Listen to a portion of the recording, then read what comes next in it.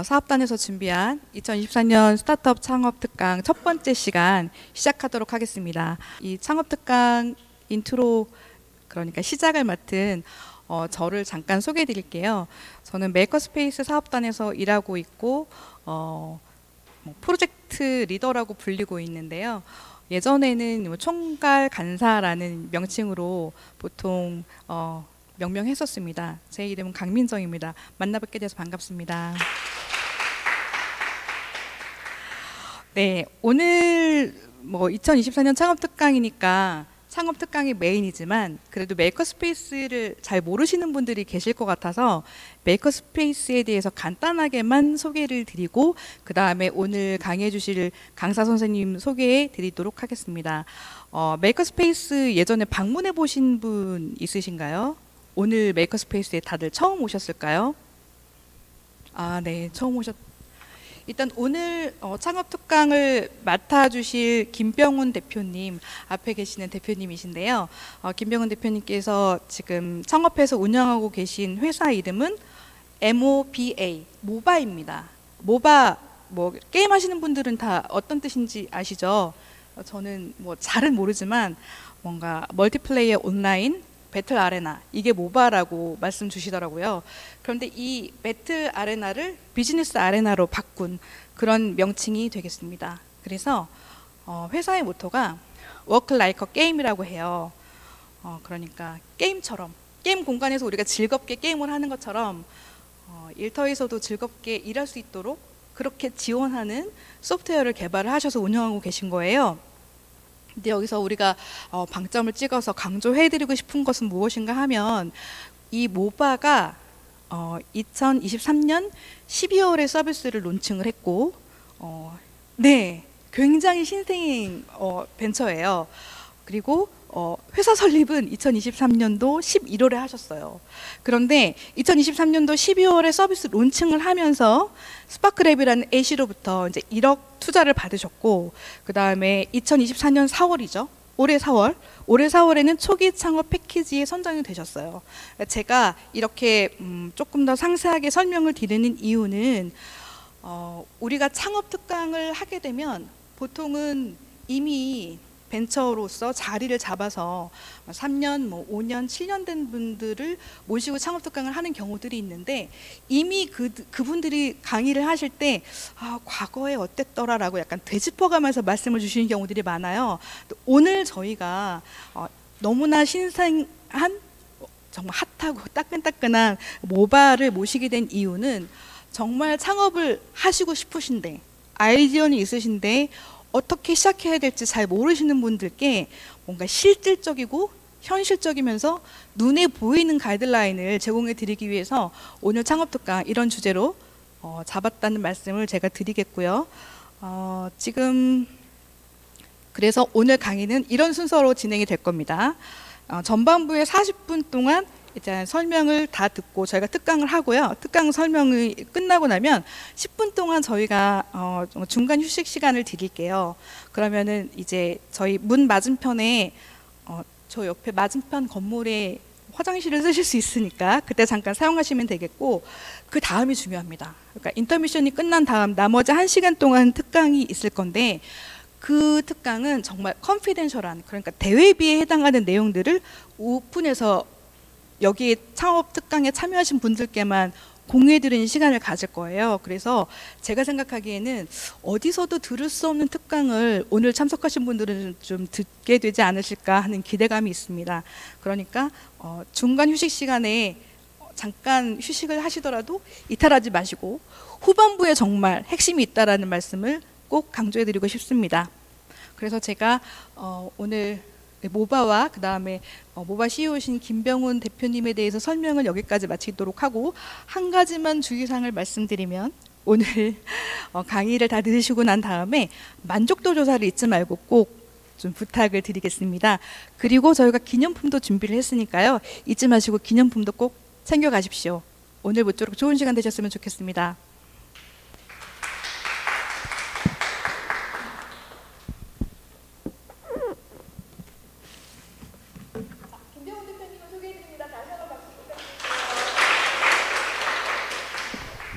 네, 안녕하세요. 모바의 김병훈입니다.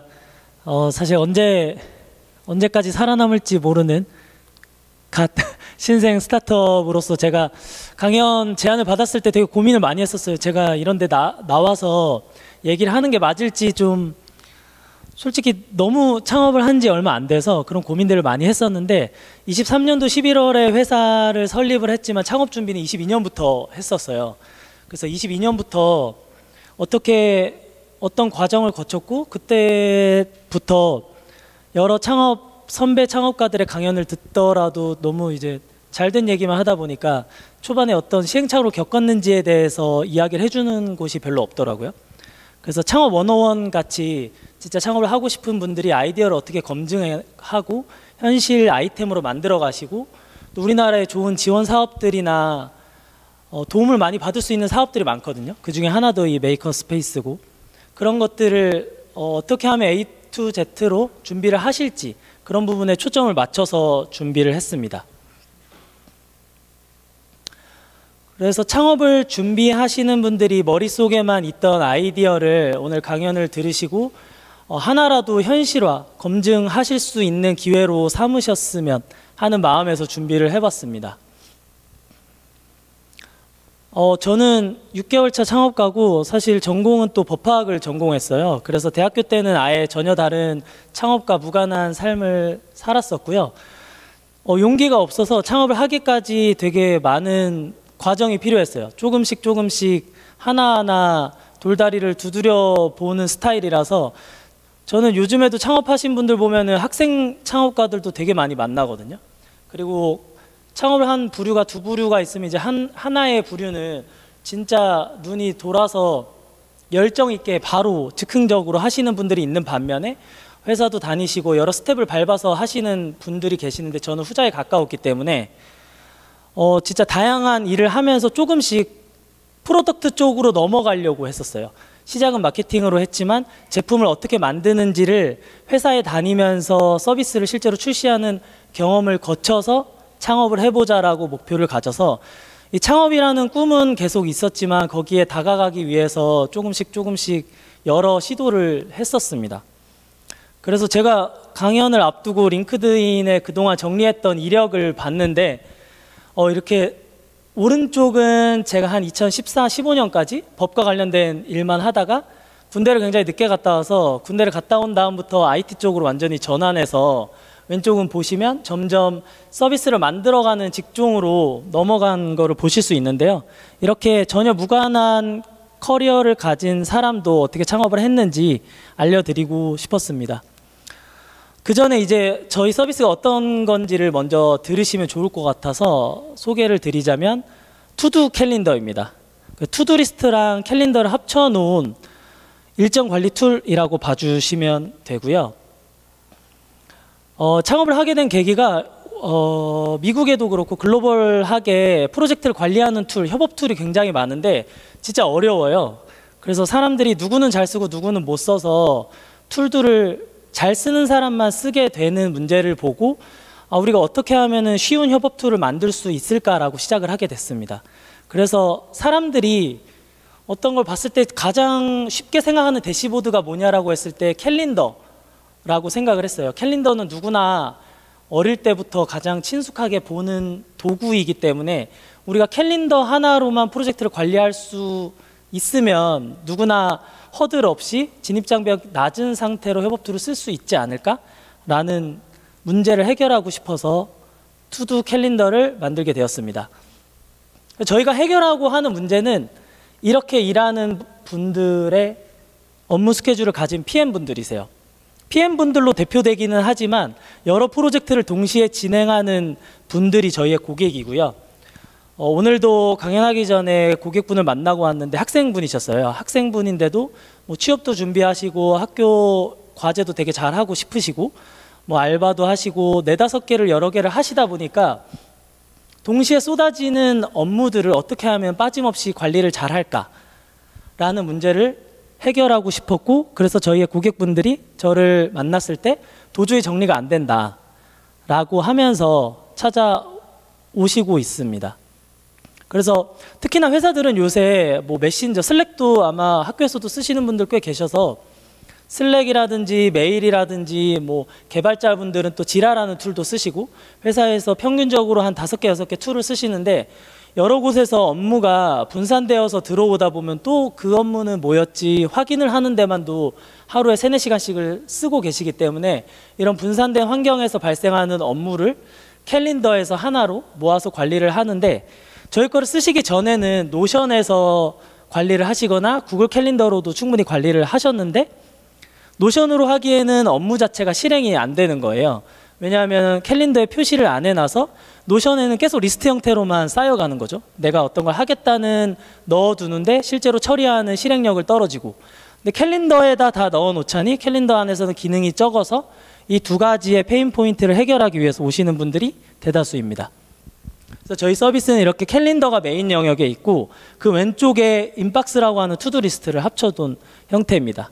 그리고 가장 오른쪽에는 지메일이나 슬랙, 지라들을 연동해서 캘린더에 넣을 수 있고 이것들을 다 컬러가 다르게 되어 있는 게 프로젝트 값이 다르게 설정이 되어 있어서 그렇거든요. 그래서 프로젝트별 투두를 캘린더 하나에서 관리한다. 이런 툴이라고 봐주시면 됩니다. 이게 단순하게 툴을 그냥 드린다고 해서 생산성이 높아지지는 않아서 저희도 어떻게 하면 업무를 일정을 생산적으로 관리하는지에 대해서 되게 컨설팅도 많이 하고 있고 블로그 글도 많이 쓰고 있어요. 그래서 저희가 쓰는 글들을 통해서 유입되는 분들이 저희 현재 고객분들의 대다수입니다. 네, 전체적인 툴의 모습이고 제가 또 이렇게까지 자세하게 설명드리는 이유는 저희가 지금 서버 개발자를 채용하고 있거든요. 그래서 여기 온 김에 또 학생분들께서 또 개발자분들도 계실 것 같고 주변에 오늘 또 강연을 듣고 아 이런 툴 좀 괜찮아 보인다. 여기 채용하고 있다더라. 노드.js로 개발을 하고 있는데 그 부분에서도 좀 도움을 받을 수 있지 않을까. 저도 뭔가 하나 얻어가야 되지 않겠습니까? 그래서 더 자세하게 서비스에 대해서 소개를 드렸습니다.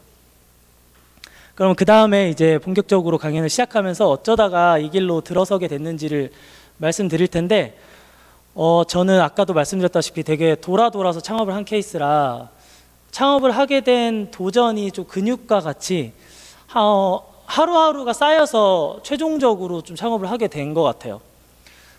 강연을 준비할 때 어떻게 창업을 하게 됐는지를 처음에 좀 많이 말을 하잖아요. 그리고 그런 부분들이 나중에 성공을 했을 때 되게 미화되고 영웅담으로 많이 되더라고요. 그래서 저는 그런 취지에서 말을 하는 것보다는 저같이 용기가 없었고 다른 방면으로 돌고 돌아서도 창업을 하게 되었다라는 거를 좀 강조하고 싶어서 준비를 해봤습니다. 근육에 대한 정의가 이렇게 인체를 구성하는 상처를 내고 회복하는 과정에서 크기를 키워간다고 하는데 이 단어를 봤을 때 제가 도전을 해온 히스토리랑 되게 닮아 있다고 생각을 했었어요. 저는 처음 창업을 하고자 했던 시점부터 이제 6년 만에 실제로 회사를 설립하게 됐는데 제가 전공이 법이라서 그런지 몰라도 법이 이제 현상을 유지하고 사회를 지키는 쪽에 있다 보니까 변화를 만드는 것에 되게 익숙하지가 않더라고요. 그리고 항상 시험을 통해서 저를 입증하는 일에 노출이 되어 있었어요.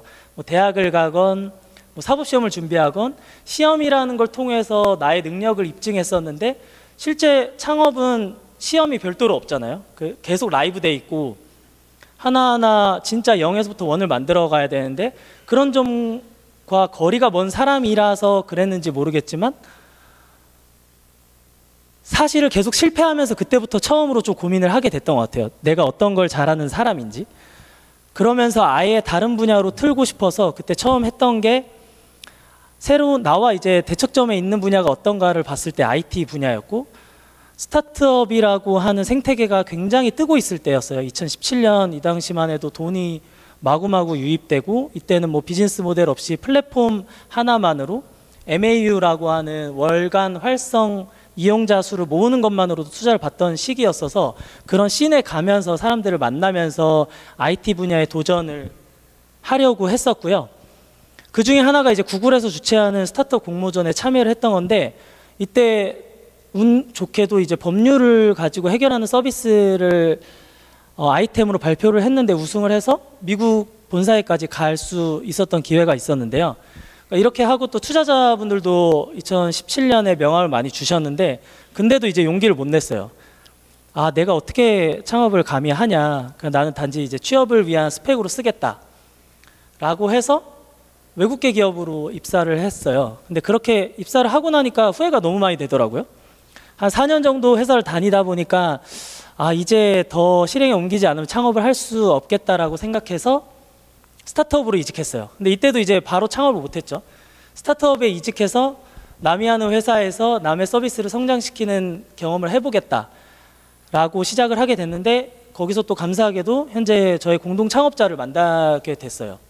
협업을 하면서 같이 업무 케미가 좋은 분을 공동 창업자로 만나게 돼서 정말 다행이라고 생각하고 그 이후에도 저는 이제 마케터 그리고 데이터 분석가로 일을 했는데 그 커리어를 가지고 프로덕트 매니저로 한 번 더 최종적으로 이직을 했고 PM을 하면서 EV 인프라라고 하는 전기차 충전 서비스의 커뮤니티 서비스를 신규로 런칭을 했어요.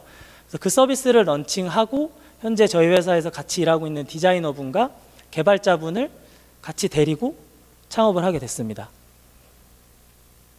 그래서 이렇게 작은 도전들이 좀 모여서 저에게는 창업을 할 수 있는 용기를 줬기 때문에 저도 요즘 뭐 IR을 하러 가거나 어떤 창업 프로그램을 갔을 때 너무나도 어리고 대단하신 분들이 많으셔서 아, 저 때 내가 못했던 거를 후회도 많이 하고 이런 강연이 있을 때도 들으러 오지 않은 사람 중에 하나였는데 이렇게 돌고 돌아서도 내가 하고 싶은 창업을 계속 국국성처럼 보고 달려가신다면 지금 조금은 다른 일을 하고 있더라도 전혀 문제되지 않는다라는 이야기를 좀 하고 싶었습니다.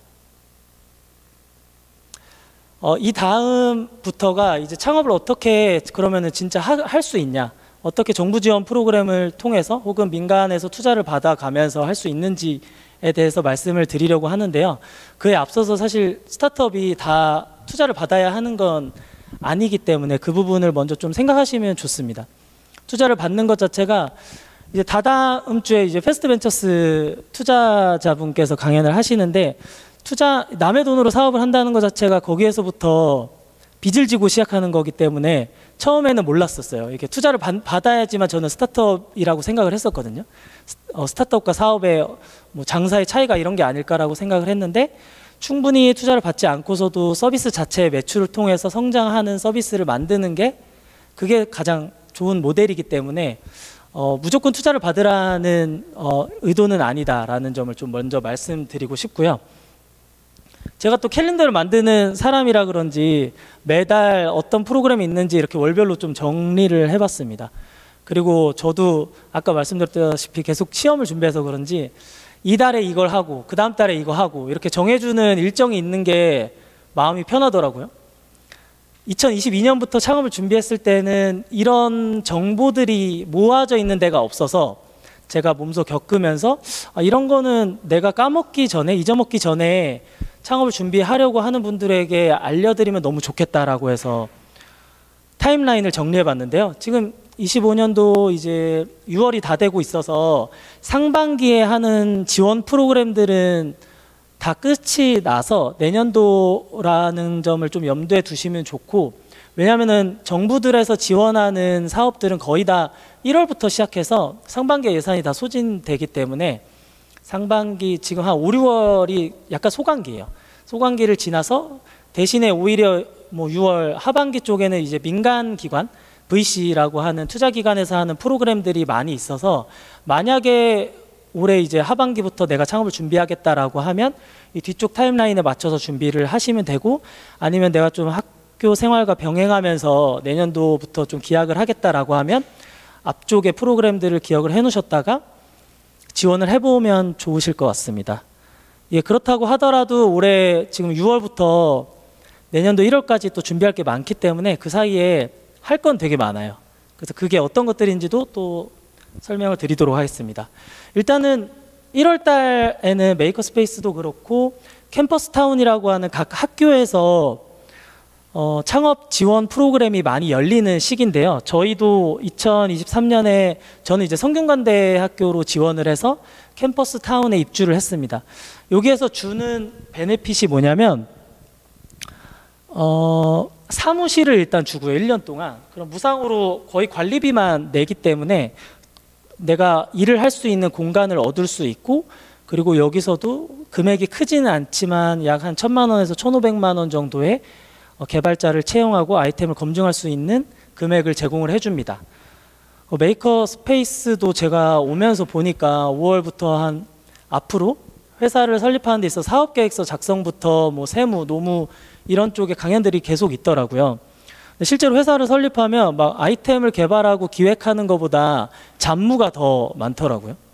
진짜 월급을 저는 어떻게 그렇게 경영지원팀에서 잘 줬는지는 또 모르고 그냥 주는 대로 받았었는데, 급여 명세서 하나 만드는 것부터 해서 급여를 지급하는 것까지 그런 부분도 하나하나 너무 어렵더라고요. 그리고 우리가 법인을 설립을 하면 또 법인 설립부터 뭐 등기는 또 어떻게 해야 되는지, 이런 부분들이 더 초반에는 아이템을 만드는 것보다 공수가 많이 들어가거든요.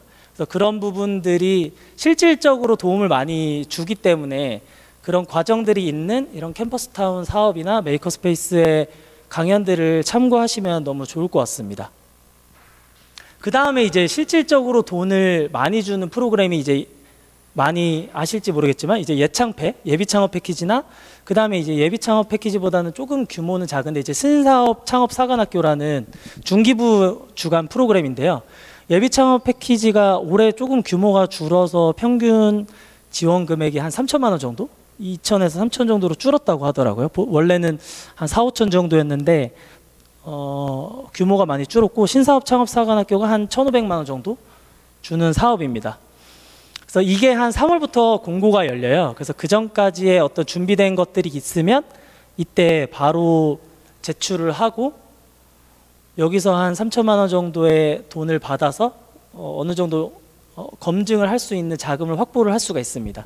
예비창업 패키지는 실제로 창업을 할 사람인지 아닌지를 검증하는 사업이기 때문에 내가 어떤 개발을 하고 있지 않더라도 작게나마 아이템을 검증해 본 경험이 있으면 또 합격을 할 수 있는 사업이고, 회사를 다니면서도 할 수 있고 학생 신분에서도 충분히 할 수 있기 때문에 우리나라에서 사업을 시작하는 데는 가장 좋은 프로그램이라고 말씀드릴 수 있을 것 같아요. 근데 이 예창패가 떨어지면 또 약간 패자부활전처럼 이 신사업 창업사관학교라는 프로그램이 뜹니다. 이게 일부러 좀 차등을 둬서 시간적으로 예창패가 안 됐는데, 안 됐을 때 좀 피드백을 주세요. 그래서 그 피드백을 가지고 다시 좀 재도전할 수 있게 4월 26일, 뭐 보통은 한 4월 말까지 시작을 하는 프로그램이라, 저도 사실은 예창패는 떨어지고 이 사업을 통해서 한 1,500만 원을 받아서 시작을 했었어요. 그래서 3월부터 5월까지 이 정부 지원 프로그램을 눈여겨보시면 좋습니다. 그 다음에 나오는 것들이 이제 신용보증기금, 뭐 기술보증기금, 이런 정부 기관인데 여기서 돈을 실제로 주지는 않고요. 대신에 이제 대출을 할 수 있는 어떤 뭐 인증서 이런 거를 발급해주는 기관이고, 대신에 이제 장점은 이제 엑셀러레이팅이라고 해서 사업에 필요한 아까 말씀드렸던 뭐 세무, 노무, 뭐 회사 설립, HR 이런 것들을 사업의 전 생애 주기와 관련된 프로그램들을 제공해 주는 곳입니다. 그리고 예비 창업자들끼리의 네트워킹도 좋기 때문에 병행하시기 좋아서 제가 같이 넣어놨습니다. 그 다음에 이제 여기까지는 올해는 못하고 저희가 뭐 하반기나 지금 패스트 벤처스 프로그램도 다다음에 오시는 이제 심사위원님께서 설명을 해주실 수도 있을 것 같은데, 제가 뭐 패스트 벤처스 심사위원님이 오셔서 넣은 건 아니고 저도 실제로 사업계획서 10장짜리만 가지고 처음 도전했던 프로그램이 패스트 벤처스거든요. 패스트 벤처스라는 곳의 장점은 아이템이 없어도 내가 이걸 진짜 하고 싶은 열망이 있고 내가 풀려고 하는 문제가 확실하면 투자를 직접 해줍니다. 그래서 프로그램에 예시로 넣어놨고요. 그 외에도 뭐 제가 투자를 받은 스파크랩도 있고 블루포인트, 이런 프라이머, 이런 민간 VC들, AC들에서 투자하는 프로그램들이 많이 열리는데, 제가 이렇게 넣은 게 아까 잠깐 스킵이 됐는데, 단순하게 이제 돈을 받으려는 목적보다, 그런 목적도 당연히 중요하지만 내 사업의 아이템이 실제로 시장에서 워킹을 하는지, 이게 가능성이 있는 아이템인지를 확인해 주는 수단들이거든요. 우리가 내 아이템이 진짜 먹힐까라는 고민을 제일 많이 하잖아요. 그리고 뭐 주변에도 물어볼 수는 있는데, 가장 많이 그런 사업 예비 창업가들을 많이 본 사람들이기 때문에 관점들이 다 다르고, 투자자의 시각에서 이건 될 것 같다, 또 안 될 것 같다라는 뷰가 있기 때문에 여기서 검증을 받는 하나의 수단으로 생각하시면 좋을 것 같다는 의미에서 가져왔습니다.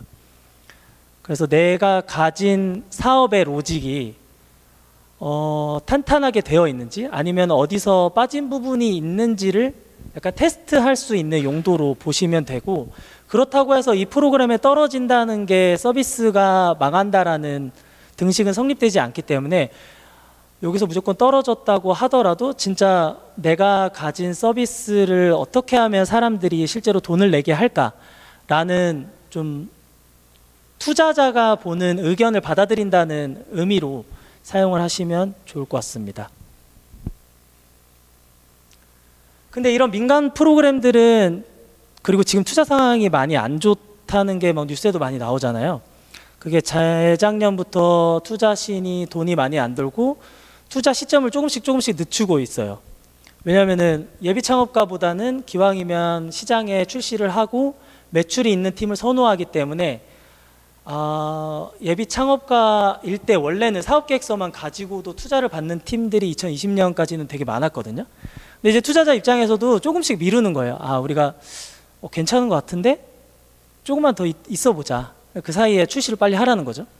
조금씩 미루면서 이게 시장에서 먹히는 건지는 투자자분들도 잘 모르는 일이기 때문에 자꾸 타이밍을 늦춰가는 추세예요. 그러다 보니까 개발이 어느 정도 진행이 되면서 내가 이 아이템을 현실화시킬 수 있다는 걸 좀 보여줘야 하는 부분이 1번이 있고, 2번으로는 진짜 매출까지 있으면 더더욱 좋은 시장의 상황이 되기는 했습니다. 그리고 저도 이제 여기 지금 챕터 2를 시작하면서 투자를 받는 비즈니스가 다 좋은 건 아니다라고 말씀을 드렸던 이유가 뭐냐면, 투자자분들의 관점은 우리들하고 창업을 하고 싶은 사람이랑 조금 다릅니다. 어떻게 보냐면, 투자는 히스토리, 과거 싸움이거든요. 예를 들면 뭐 카페를 차린다. 그럼 내가 하려고 하는 카페에서 제일 잘 된 카페는 뭐냐? 그럼 스타벅스다. 나스닥에 상장을 해서 지금 시총이 얼마다. 이렇게 계산을 하는 편이에요. 왜냐하면 그 비즈니스가 시장에서 아까 말씀드렸다시피 어떻게 성공을 할지 모르기 때문에, 그 비즈니스가 끝이 됐을 때 얼마큼 돈을 버느냐, 거기서 그럼 투자자는 내가 회수를 얼마큼 할 수 있느냐를 따지는 사람이기 때문에, 과거의 사례를 통해서 스터디를 하고 앞으로 잘 될지를 분석하는 분들이기 때문에, 이 투자자의 관점의 이해가 그래서 3번으로 좀 넣었습니다. 그래서 그 관점에 대해서 조금 이해를 해야지, 만약에 내가 투자를 받고 싶다면 내 비즈니스가 최종적으로 뭐 한국에서 상장을 했든 미국에서 상장을 했든 아니면 M&A가 됐을 때 500억 정도의 밸류에이션이 될 거고, 그럼 500억에서 투자자한테 어느 정도 회수를 시킬 수 있다. 기브앤테이크가 되어야 하기 때문에 그런 관점을 생각하고 만약에 지원을 하신다면 그거를 이제 유념하셨으면 좋겠다는 면에서 3번으로 제가 넣어놨습니다. 그래서 어디까지나 내가 가진 사업, 비즈니스를 좀 검증을 하고 싶고, 나는 초기에 투자를 받아서 개발자를 좀 채용을 해서 성장을 빨리 시키고 싶다라고 하면 이 부분을 유념해서 지원을 하시면 좋을 것 같습니다.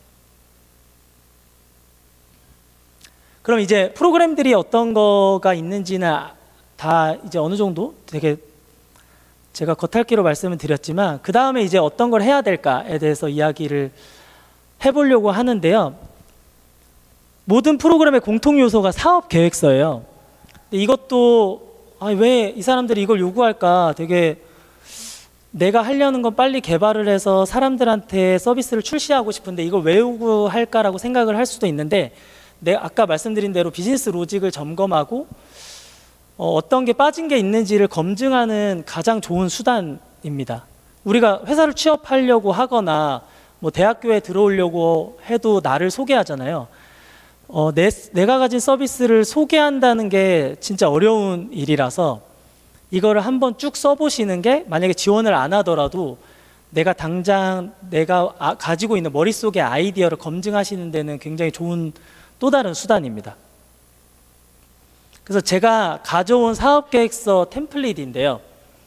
여기는 카카오벤처스에서 홈페이지에 올려놓은 사업계획서 포맷이에요.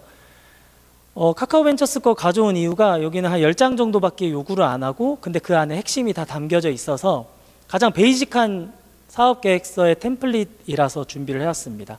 그래서 이 포맷에 맞춰서만 준비를 하시면, 우리가 뭐 자기소개서도 회사도 물어보는 항목이 되게 많지만 거의 다 돌려 쓸 수 있을 정도로 공통되는 모습들을 많이 물어보잖아요. 그래서 회사를 처음 보는 사람한테 소개할 때 이 항목들을 궁금해 하는구나 라고 생각해 주시면 좋습니다. 그래서 제일 중요한 첫 번째 항목이 여러분께서 하려고 하는 서비스를 한 줄로 소개해 주세요. 이 항목입니다. 그래서 저도 방금 이제 기억하실지 모르겠어요. 저희 혹시 모바가 어떤 서비스인지 혹시 기억하시나요? 한 줄로? 기억나세요? 일정 관리. 맞습니다. 근데 아까는 그렇게는 그 수식어가 있었는데 저희가 투두 캘린더 모바입니다. 이렇게 설명하는 게 요즘, 그래서 투두 캘린더면서 제가 일정 관리라고 해서 헷갈리셨던 이유가, 저희도 이 투두 캘린더라는 제품의 한 줄 설명을 지지난주에 바꿨어요. 그러니까 이게 계속 바뀌어요.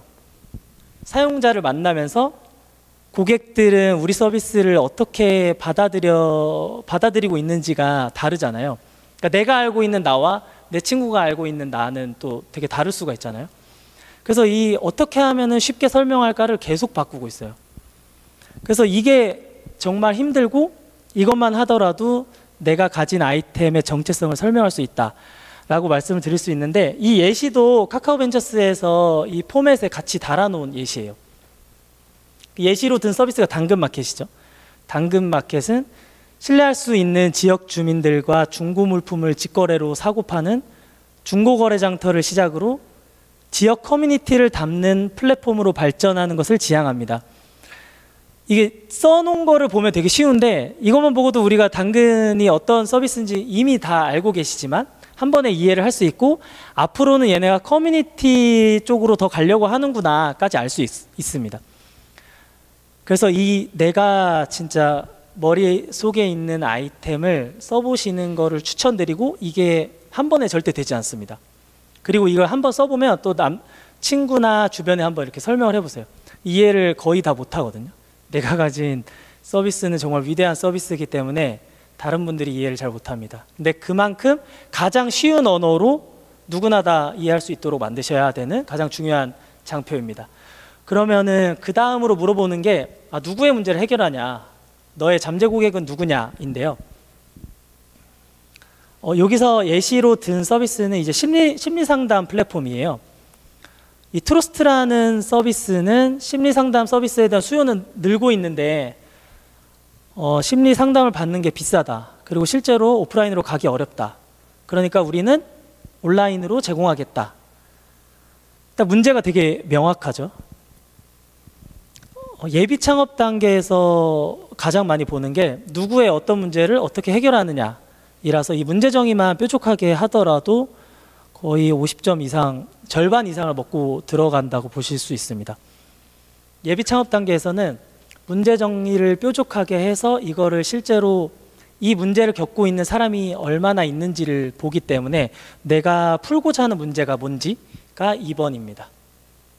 그 다음으로는 그 문제가 있는 건 알겠고, 그 문제를 어떻게 풀 건지, 어떤 솔루션으로 내가 이 문제를 해결할 건지인데, 아까 말한 대로 트러스트 같은 서비스는 이제 온라인 플랫폼으로 뭐 비대면으로 거리에 대한 제약을 해결하겠다라고 하는 솔루션이죠. 그래서 저희 모바 서비스도 여러 가지 수단이 있겠지만 저희는 이제 캘린더라고 하는 솔루션을 통해서 프로젝트를 관리하겠다, 캘린더라는 방법으로 해결하겠다라고 말씀드린 거고요. 그 다음으로는 그러면 이제 돈 어떻게 벌 건데, 예, 비즈니스 모델이 네 번째입니다. 저희도 구독 모델이고요. 저희 월별 구독하는 소프트웨어고 구독 모델이 굉장히 많죠. 아니면은 뭐 커머스 같은 경우에는 당연히 이제 물건 거래에서 나오는 수수료들이 있겠고요. 그 다음에 뭐 광고도 있겠죠. 광고 수익으로. 이 다음에 물어보는 거는 그러면 경쟁사는 어디에 있나를 물어보는데, 처음에 내가 기획한 서비스 아이템이 경쟁사가 없다라고 생각이 되시면 좀 리서치를 잘못할 확률이 높아요. 누군가는 사람들의 생각이 비슷해서 하고 있고 글로벌하게도 있기 때문에, 그리고 경쟁사가 있는 것이 좋은 이유가 뭐냐면 시장이 이미 형성이 되어 있다는 거거든요. 누군가는 돈을 내고 사용할 니즈가 있기 때문에 다른 사람들이 시작을 했고, 그 규모가 작더라도 여기는 시장으로서도 확장할 가능성이 있겠다라고 보기 때문에 경쟁사는 어떤 곳이 있고 그럼 그거 대비해서 나의 강점은 뭐냐, 이 부분이 5번이고, 그 다음부터는 이제 크게 이제 사업계획서가 어떤 서비스 할 건지, 너가 풀고자 하는 문제는 뭔지, 어떻게 풀 건지, 그럼 그거를 솔루션을 만들 능력이 있어? 이게 이제 마지막 부분입니다. 뭐 6번, 7번 이 뒷부분은 다 그 부분인데, 그래서 너에 대해 알려줘. 너가 어떤 뭐 삶을 살았길래, 아니면 너가 아직 능력이 뭐길래 이 솔루션을 할 수 있는지에 대해서 그 다음부터 쭉 물어보는 거죠. 보통 투자자들이 요새 1인 창업가보다 2인 이상의 팀을 선호하긴 합니다. 이건 이제 미국의 Y 컴비네이터라고 되게 유명한 엑셀러레이터에서도 뭐 확률을 봤대요. 근데 이제 가장 성공 확률이 높았던 팀이 2인 이상의 창업자가 뭐 공동대표가 아니어도 되고 2인 이상 시작한 팀의 성공 확률이 높았다고 하더라고요. 근데 저도 같이 공동대표로 시작을 해보니까 그 이유를 알 것 같은데, 그만큼 또 외로운 싸움이기도 하고, 단순히 이제 외로운 걸 떠나서 나와 다른 또 의견을 가진 사람이 주는 피드백을 통해서 개선을 해 가야 되기 때문에 그렇지 않을까라고 추측은 해보았고요. 그래서 다만 그 민간 지원 프로그램 같은 경우에는 핵심 구성원들은 누구냐라는 걸 같이 물어보고 있습니다. 그리고 우리 팀이 왜 잘해야 할 수 있는 능력이 있는지, 앞에랑 좀 비슷하죠. 도메인 엑스퍼트라는 게 이제 만약에 뭐 전기차 같은 경우도 전기차 쪽에서 일했던 사람이 더 생태계 잘 아니까 그런 부분은 있는지, 혹은 뭐 바이오 같은 경우에 너무 특수하기 때문에 바이오에서 업력이 있는지, 이런 부분들을 보기 위한 질문이고요. 그래서 이 포맷에 맞춰서 지금 가지고 있는 아이디어들을 한번 쭉 써보시길 추천드리는데, 이것만 하더라도 이게 10장밖에 안 되잖아요. 절대 하루에도 안 되고 되게 오래 걸리더라고요. 저도 그래서 지금 아이템 이전에 여러 아이템들을 이 포맷에 맞춰서 쓰고 설명하고 이런 과정들을 굉장히 반복을 많이 했습니다. 근데 이 동시에 개발을 또 시작할 수 있는 거기 때문에 내가 이거를 진짜 완벽하게 해놓고 개발을 해야겠다는 아니니까 또 병행해서 진행을 하시면 됩니다. 그 다음으로는 이제 팀빌딩인데, 내가 같이 할 사람이 있으면 가장 좋겠죠. 근데 보통은 팀을 구하는 게 가장 어렵더라고요. 저도 그걸 위해서 스타트업에 이직을 했고, 감사하게 뜻이 맞는 분들을 만날 수 있었지만, 돌이켜 생각해보고 저도 요새 주변에서 많이 들었을 때 사이드 프로젝트나 뭐 학교 동아리나 요새 또 창업 연합 동아리들 굉장히 큰 곳들 많이 있잖아요. 그런 곳들에서 만나는 게 가장 좋다고 생각했어요, 저는. 다른 케이스 당연히 많지만 일단은 일을 한 번이라도 해본 경험이 있어야지 앞으로 창업을 몇 년 하게 될지, 얼마나 힘든 과정을 같이 겪어야 할지를 모르기 때문에 사이드 프로젝트로라도 프로젝트를 같이 해보면서 이 사람이 어떤 업무의 프레셔를 받았을 때 어떻게 변하는지, 문제는 어떻게 해결해 가는지, 서비스 출시하는 경험을 작게라도 해보면서 협업의 경험을 공유하는 게 가장 안전하다고 판단을 해서 저는 1번으로 사이드 프로젝트를 하는 플랫폼들이 요새 많이 있더라고요. 그래서 그 플랫폼들을 좀 예시로 가져와 봤습니다. 그 밖에 좀 알면 좋은 것들이 몇 개 썼는데, 저는 또 문과이기도 하고, 만약에 공대 분들이라면 필요는 없겠지만 개발 지식이 있으면 무조건 좋습니다. 절대적으로 좋고 채용을 할 때도 좋고 협업을 할 때도 좋고 시간이 남을 때 뭘 할지 몰랐을 때 가장 먼저 하기도 좋습니다. 그러니까 저도 23년도 5월에 퇴사하고 서비스 런치까지 6개월이 걸렸는데 퇴사하고 가장 먼저 한 게 프론트엔드 부트캠프를 듣는 거였어요. 4달 동안 들으면서 이걸 아침 9시부터 6시까지 들어야 되거든요. 이거를 하면서 내가 왜 이거를 하는 게 맞나라고 생각이 들었는데 개발자분들이랑 소통하기에도 좋고 이게 언어를 배우는 거잖아요. 개발 언어를 배우는 게 저는 뭐 영어나 일본어 같이 다른 나라의 언어를 배우는 거라고 생각을 했었어요. 그래서 내가 전부 다 알진 못하더라도 어느 정도 읽기만 할 수 있어도 도움이 많이 되더라고요. 근데 반대로 저는 그래서 개발자분이 창업하면 되게 좋다고 생각했는데 또 그건 아니더라고요. 개발자분이 대표인 분들은 스스로 개발 범위를 되게 제한을 한다고 하시더라고요. 현실 가능성 있는 범위로만. 그러다 보니까 내가 더 어떻게 보면 또 창업도 큰 꿈을 가지고 하는 건데 내가 개발 스펙을, 개발 범위를 스스로 제한을 많이 하다 보니까 그런 애로사항도 있더라고요. 그래서 문과분들에게 비극적인 게 아니라고 좀 말씀드리고 싶었고, 그리고 창업 강연 이렇게 다니는 것도 도움이 많이 됩니다. 저 같은 경우도 서비스 검증하는 거를 이런 강연 다니면서 스타트업 대표님들 콜드 메시지 보내고 강연 끝나고 찾아가기도 하고 하면서 스타트업에 계신 분들이 나눠주려고 하는 마음이 커서 그런 데서 도움을 많이 받았고요. 또 창업 지원 프로그램 K-스타트업은 이제 정부에서 운영하는 홈페이지인데 민간이랑 정부 프로그램이 전부 다 합쳐져 있어요. 그래서 정보를 계속해서 어떤 기회가 올지 모르기 때문에 주시하고 있어야 하고요. 그 네트워킹을 통해서도 링크드인이 우리나라 뭐 아직 많이 안 쓴다고는 하더라도 링크드인 되게 활발하게 쓰시거든요. 또 스타트업에 있는 분들은 채용도 여기서 많이 일어나고 보통 그냥 모르는 사람인데도 메시지를 보냈을 때 답장을 주는 분들이 꽤 많습니다. 그래도 거절하는 분이 비율로는 8, 90% 되지만 그래도 10개 보내서 하나 답장 오면 한 분을 통해서 우리가 또 다른 부분을 알 수 있고 그런 의미에서 하셨으면 좋겠고, 디스콰이엇은 최근에 이제 스타트업 씬에서 많이 뜨고 있는 플랫폼인데 스타트업 커뮤니티예요. 그래서 내가 가진 서비스를 많이 올릴 수도 있고 피드백 받을 수도 있는 커뮤니티라서 추천을 드립니다. 그리고 콜드메일 아까 말씀드렸다시피 그냥 관심 있는 서비스 있으면 콜드메일 보시는 거를 추천드려요. 답장을 진짜 잘 주시고 어떤 기회가 있을지 모릅니다. 뭐 단순하게 멘토링만 하시는 게 아니라 실질적으로 어떤 공간 지원을 해주실 수도 있고, 저희는 지금 이제 마루 360이라고 아산나눔재단에서 운영하는 스타트업 입주 공간에 들어가 있는데 저희도 우연한 계기로 들어가게 됐어요. 그런 기회가 어디서 열릴지 모르기 때문에 관심 있는 서비스 대표님들께는 연락해 보시는 것을 추천드립니다. 네, 여기까지 하고 끊고 갈 건데 혹시 질문 있으실까요? 특허는 저 사실 그전에 몰랐어요. 특허법까지 공부는 안 하니까 그러니까 교양으로만 들었었는데 특허를 저도 그래서 내려고 했는데 이게 기간이 진짜 오래 걸리더라고요. 그러니까 출원까지는 금방 하는데 이게 출원되기까지가 길어요. 그러니까 등록을 원안을 낸다고 했나? 저도 용어가 정확하진 않은데 변리사랑 심사해 주십시오 하고 내는 거는 금방 할 수 있거든요.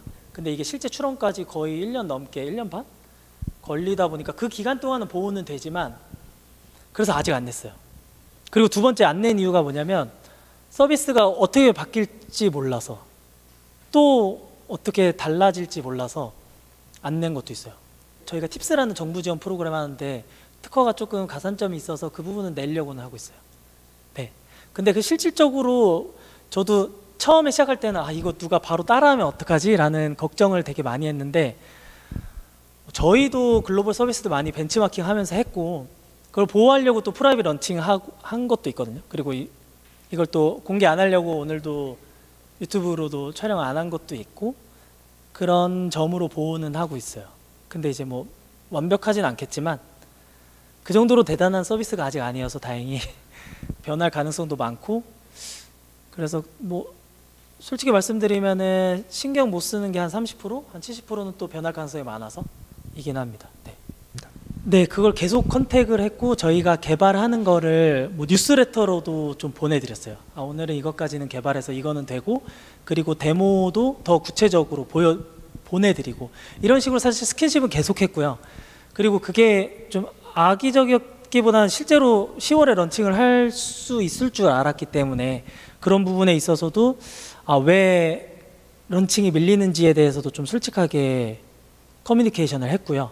그리고 이게 구매를 해주신 분들이 사실 그런 부분들을 알고 계시더라고요. 실제로 구매를 해주신 분들은 또 스타트업 대표님들, PM분들이 많은데 본인들이 이런 경험이 많다 보니까 조금은 다른 분들보다 좀 익스큐즈를 해주신 분들이 더 많긴 했어요.